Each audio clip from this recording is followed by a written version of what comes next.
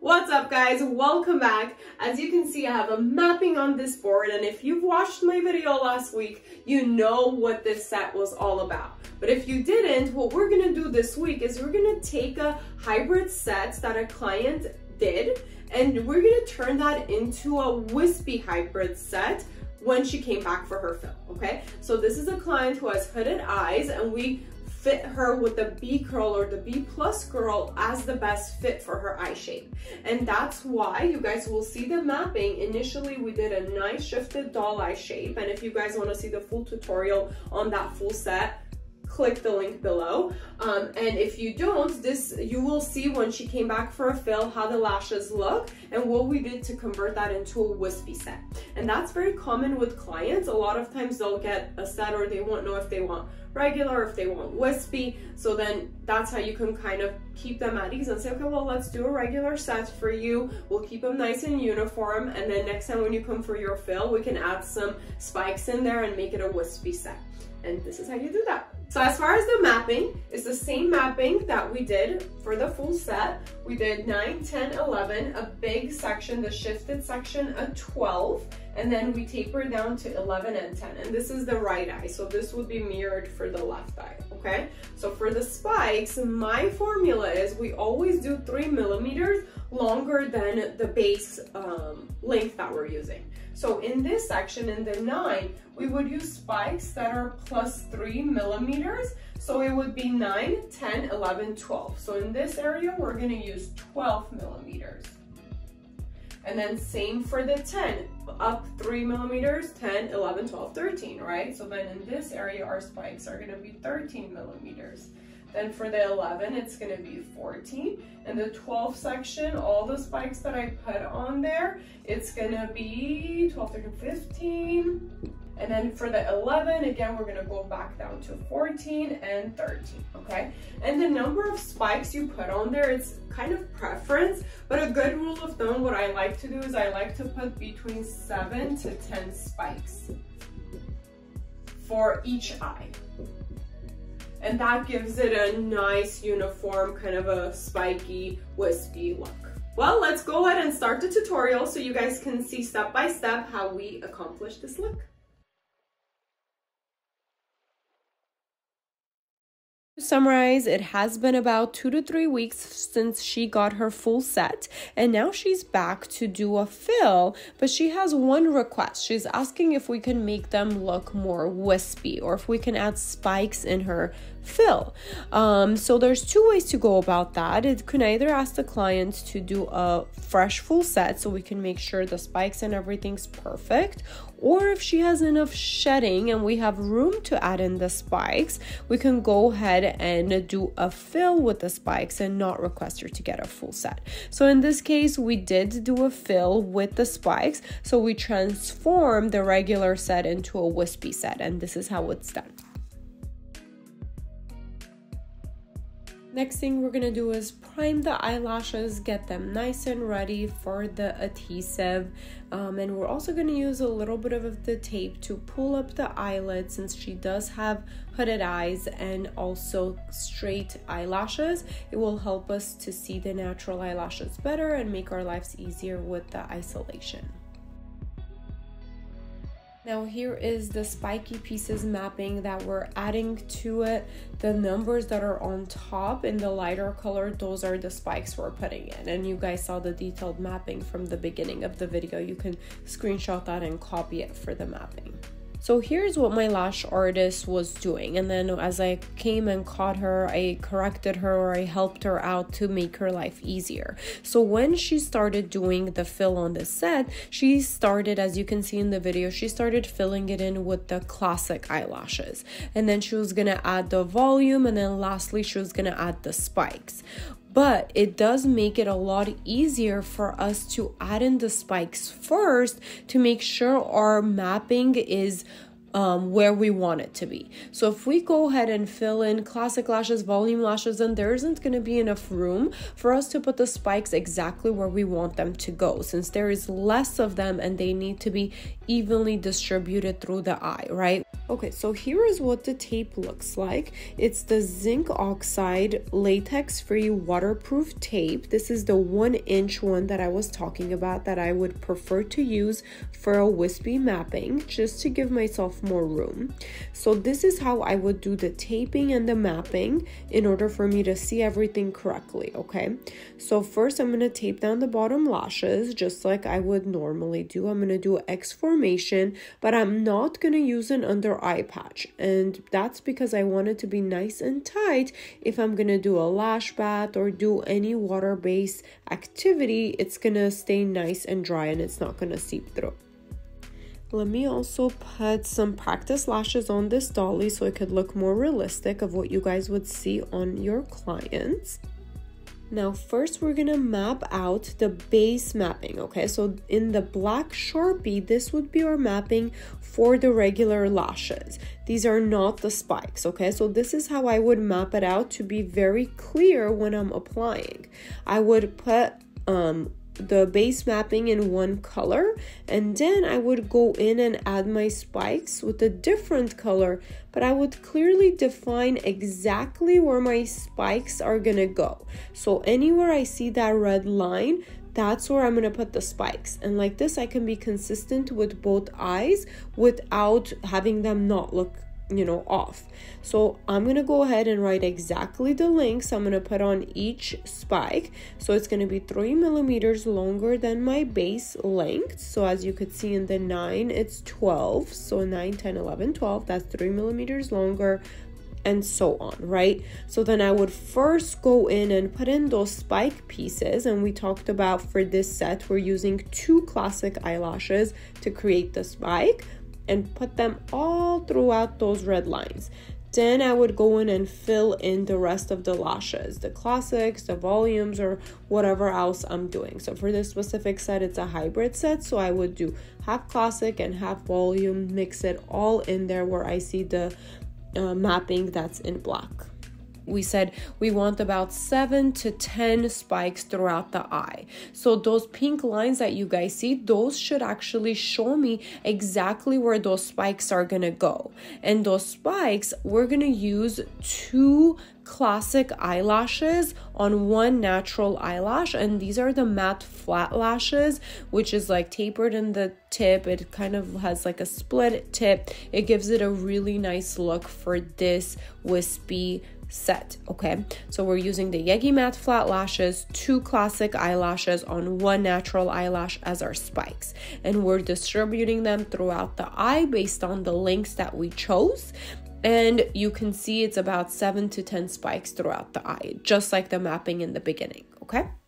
So I'm just gonna go ahead and speed up this clip, and it's mainly just so you guys can see she's filling it in with classic and volume, and then I kind of go in there and have her fill in the spikes first. The next clip will show you guys kind of the close-up, how you see the spikes sticking out. Here's a close-up of that 1 spike being applied, okay? So this is what you guys are putting in, the 7 to 10 spikes to have them stand out, okay? It's the 2 classic eyelashes on top of 1 natural eyelash, but it's these matte flat eyelashes we have that gives you that cool looking spike.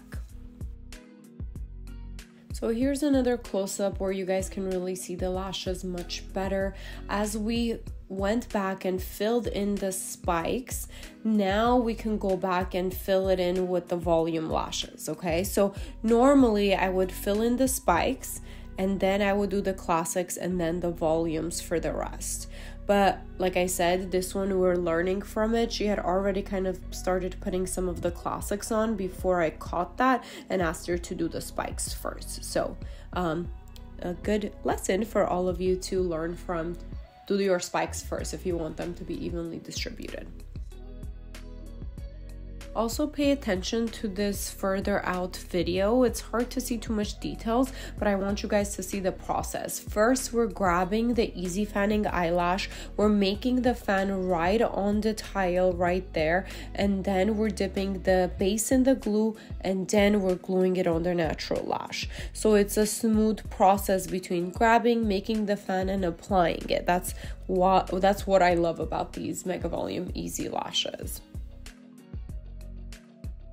Normally, I like to use a glue ring, and everybody I train usually uses a glue ring. There are some exceptions to that, so sometimes we would want to use a glue holder like this one is if it's a really hot day, our body temperature seems to be running hot, so our adhesive in the glue ring is just not working properly. Then our next best bet would be to use an adhesive holder next to us, and of course make sure to put the AC down if you can, but also sometimes this tear-shaped glue holder is also really good to make handmade big volume fans, but that's a whole other tutorial you guys could stay tuned for.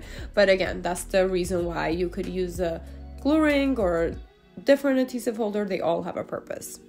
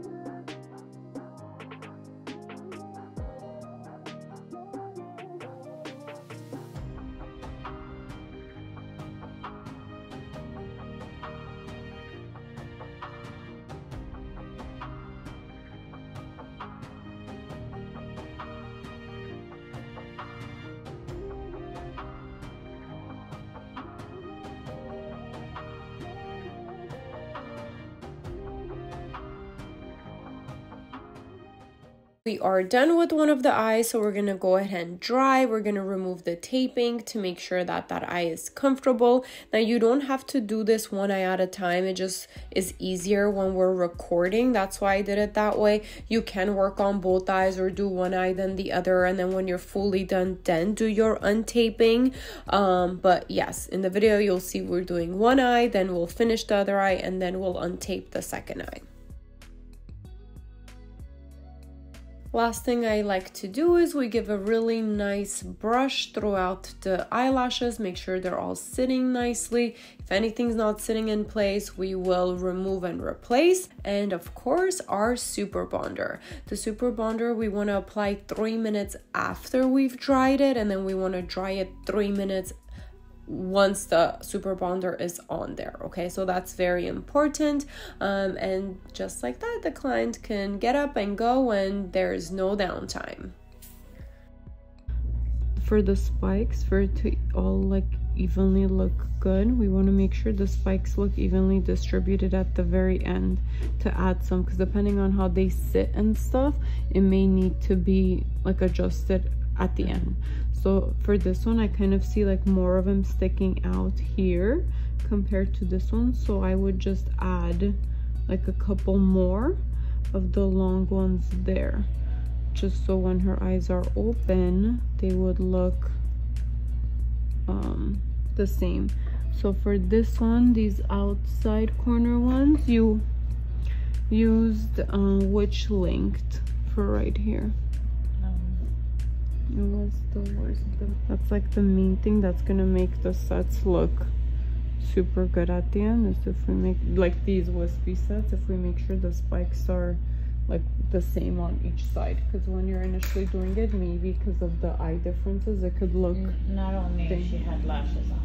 Yeah, exactly. Yeah. So now after I checked, gave my feedback to the lash artist, she's gonna go ahead and tape down the bottom eyelashes again and make those minor adjustments to the spikes. Again, the key is to make sure that the spikes are evenly distributed and that they're the same on both eyes. And this is the little tricky part when you start filling them in before putting in the spikes, okay? So again, biggest takeaway, put in your spikes first, especially if it's a fill, to make sure you have enough room to distribute them evenly. And also always double check at the end to make sure everything looks as good, and don't be lazy to add more or remove more to make sure that it's perfect, because that's what really will make you stand out to your clients.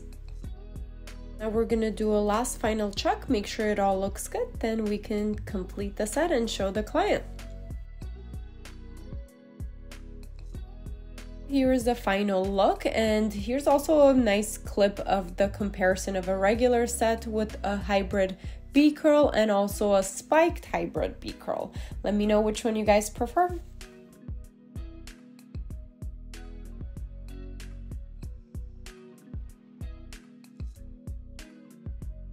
Well, thank you for watching. I hope you enjoyed this tutorial, and a little teaser, our next video, we're gonna continue with the B series, the B curl series, and we're gonna do a volume set. Okay, so I hope you guys enjoy and are really learning a lot about B curls and seeing what a good tool it could be in your menu, because a lot of people are not using it now, so you can stand out.